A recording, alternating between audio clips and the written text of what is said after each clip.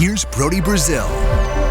You know, the voicemail line is absolutely cooking these days. I appreciate everybody who calls in to 833-4-BRODY and leaves a message. Now, unfortunately, I can't use all those calls. I do listen to everything you have to say, and then I get to play back and respond to the very best voicemails. Hey, Brody, this is John from Azusa, California, and I just kind of wanted to get your take on two teams from Oakland, one being the Athletics and the other being the Raiders. Former teams. You know, the Raiders have gone from Oakland to L.A. to Oakland, now to Las Vegas. And it seems like as they move around, their fan base grows. I know there's tons of people from Los Angeles that would fly up or drive up to Oakland, and now they're going to Las Vegas to see the Raiders. There are diehard, loyal Raiders fans. You know, even when they left L.A. football lists, there's still a ton of loyal fans. That's true. Yeah.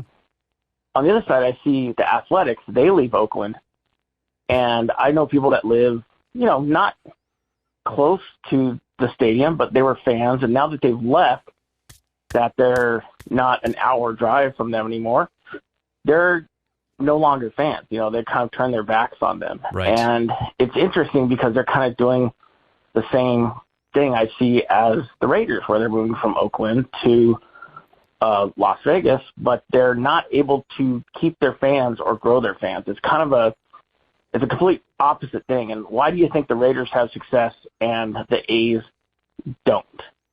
Anyways, thanks a lot. Love your channel. John, thank you very much for the call. And it is so fascinating how, as much as I've thought about everything you just mentioned there, I never actually put together the same thought you did until, well, you bring it up. So thank you for calling in. Thank you for starting off an interesting conversation we're about to have here on the channel.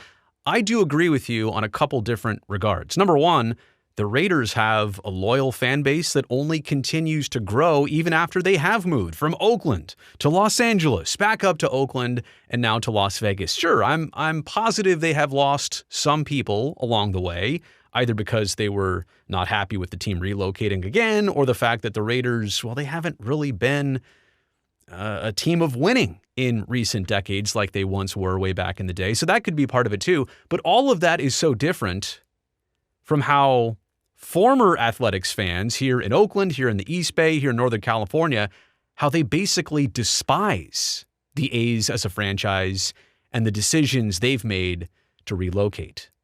It's easy for me to see that, yes, some people here in the immediate Bay Area are still Raider fans to the point that they might actually book a ticket, get a Southwest flight, go down to Las Vegas, and watch a Raider home game. They might still do that. I can tell you, well, factually not 100%, but 99.999% of once A's fans here in NorCal, they will never go down to Las Vegas to see an A's baseball game if they ultimately happen there. So what's the difference here? I think it needs to be spelled out like this. We are talking about apples and oranges. Yes, they're both fruit in the sense that both these teams have left Oakland. One's already in Las Vegas. The other one is still trying to get there. But fruit are different. Apples and oranges are different. Same idea. They taste great, but entirely different scenarios and situations. NFL fan bases feel a little bit more regional, like larger geographically versus baseball fan bases, which are a little bit more focused on areas. Like here in Northern California, we had the Giants and A's, two teams in one market.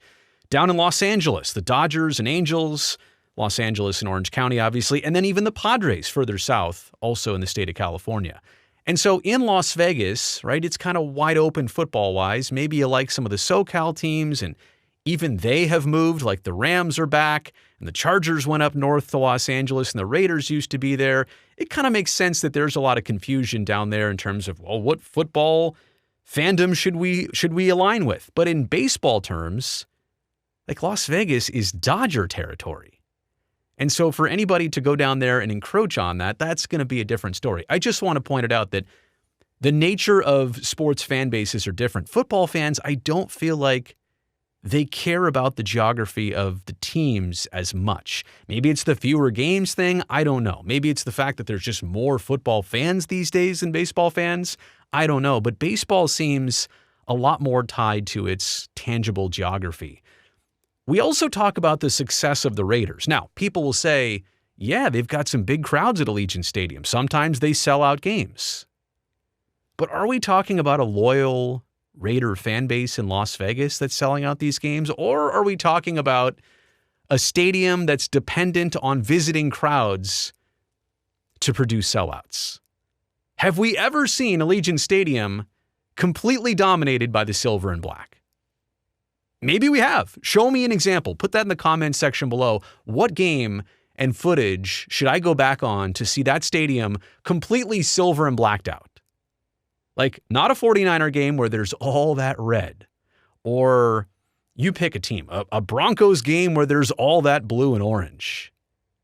Right? Like, the Raiders are doing well and selling tickets and selling out because, man, have you seen who else shows up to Raider home games? So to say that the Raider fan base has grown by going to Las Vegas, I don't know. Their attendance is doing just fine. There's a lot of butts in seats in Southern Nevada on NFL Sundays, so we do have to make that distinction. Have the Raiders lost fans over time by moving all that much?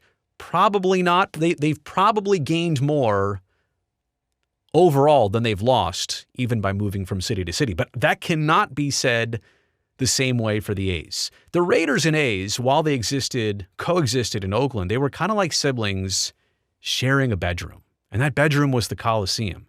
And they were always fighting over the top bunk.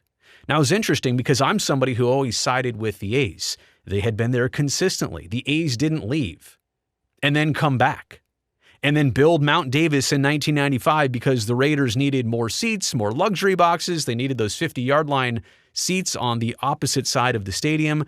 The Raiders literally ruined the Coliseum. It wasn't great to begin with in 95, like it was coming up on needing replacement anyway. But then the Raiders took a bunch of public money. In fact, Mount Davis, I think, just got paid off in the summer of 2025. It was a 30-year payment. Started in 95, ended in 2025. And the Raiders have been gone for 5 years now. The Raiders did that to the Coliseum. The Raiders, though, wanted to dictate improvements to the Coliseum. They wanted to be seen as the main tenant. And the A's were like, wait, we've been here the whole time. You left and came back, and we play 162 games total. We play 81 times here every summer. You play what, 10 with preseason games every season included?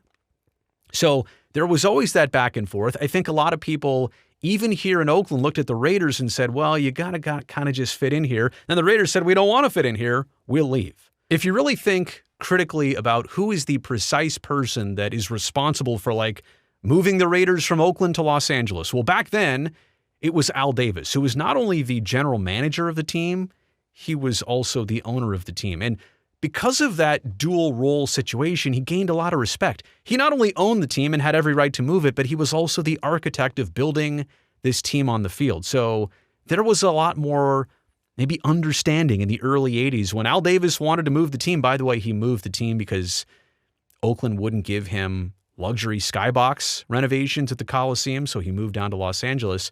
But people were a little bit more understanding of that because, like, he was the Raiders versus John Fisher, who just bought the A's and isn't really a baseball front office type person. He just signs the checks. So that's also a difference. But I do want to point this out.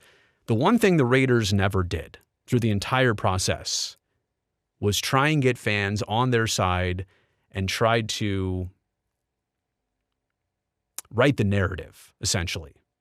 You know, when the A's went with the rooted in Oakland catchphrase and slogan, and it was on billboards, and it was on shirts, and it was on lanyards, and it was on everything. That's the commitment of, well, the Raiders just left you, or the Raiders are in the process of leaving you. That's when Rooted in Oakland came out. Right after the Raiders made that call, the A's tried to, and remember I said they were like siblings that couldn't share a bedroom and were both fighting over the top bunk. That was kind of a little bit of a slap in the face to the Raiders. And what did they care? They were already out the door. They had different ambitions. But the A's were like, wait a second, we're going to kind of make this our battle cry, Rooted in Oakland. At least the Raiders never led you astray, tried to make you believe in something that they were going to totally do a 180 on. At least they were more honest from the beginning. Like the A's bought land, they bought half the Coliseum site as a backup plan that they ultimately didn't even use, and they had that slogan.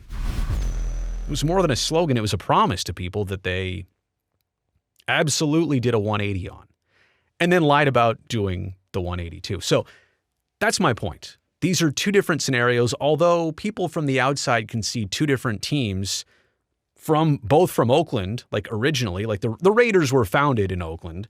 The A's moved from Philly to Kansas City, eventually to Oakland, but they had been there for 57 years. People from the outside will see two Oakland teams going to Las Vegas and think, well, there's got to be a connection. Quite honestly, they're totally different. And the biggest thing is that the Raider fan base might be a little bit crusty about the Raiders not being in Oakland anymore, but nowhere near how baseball fans in Oakland feel about the A's doing the exact same thing, even when they promised, it's absolutely what they wouldn't do. Hopefully that makes sense. Hopefully I explain that from the right background and common sense. Let me know what you think about all this in the comment section below. Also, thumbs up while you're down there. Don't forget to subscribe. I would definitely love to see you back here next time.